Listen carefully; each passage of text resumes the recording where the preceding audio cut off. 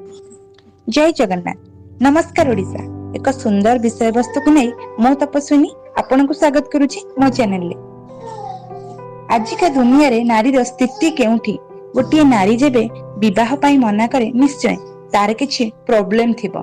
30-40 वर्ष बयस रे विवाह कले दायित्वहीन, पुओ जन्म नहेले आंठकुड़ी पेटरे पुओ नाही, छुआ जन्म करबाकू न चाहिए बांझ, खेला खेली कले अंडीरी चंडी, स्वामी मरीगले अलक्षणी स्वामी को खाईदेला, डिभोर्स नेले सेमितिका होइथिबो स्वामी पाखरे रही पारलानी, पुनः विवाह कले प्रथम स्वामी को बिल्कुल पसंद करू नथिला परा, घरे दुर्व्यवहार करुथिले निश्चय किछि भूल करुथिबो सेथिपई दुर्व्यवहार करूछंती।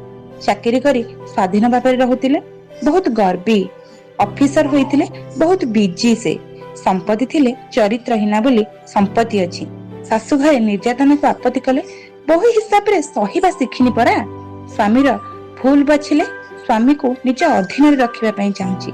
नारी नारी जीवन रे जहा भी करिले, जहा भी कहिले, जहा भी घटिले दोष ताकू दिया जाय छी। समाज रे ताको ऊपर को उठिबा को केबे भी मौका दिया जाय नाही।